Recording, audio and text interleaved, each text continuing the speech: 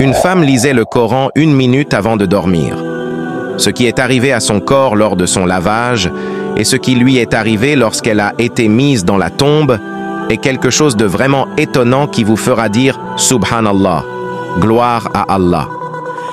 Nous avions résumé cette vidéo pour qu'elle ne dure que quelques minutes. Tout ce que vous avez à faire est de la regarder jusqu'à la fin pour que les informations vous parviennent correctement. Commençons.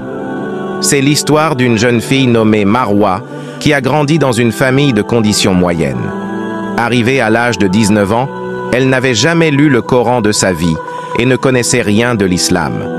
Marwa était musulmane et issue d'une famille musulmane également, mais ils étaient tous éloignés de l'islam car ils n'ont jamais ordonné à leur fille unique de prier ou de lire le Coran. Un jour, Marwa rencontra une amie à l'école qui était pratiquante. Cette amie priait et lisait le Coran. Elle parla à Marwa de la prière et de la lecture du Coran. Mais elle fut surprise d'apprendre qu'elle ne savait rien de tout cela.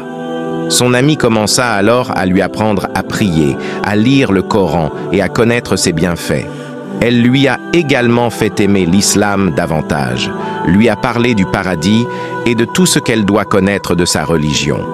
Après seulement 2 mois de cette belle amitié, Marwa est devenue pratiquante comme son amie, priant et lisant le Coran. Mais ce qui est étonnant, c'est que Marwa s'est consacrée à 1 minute de lecture du Coran avant de dormir.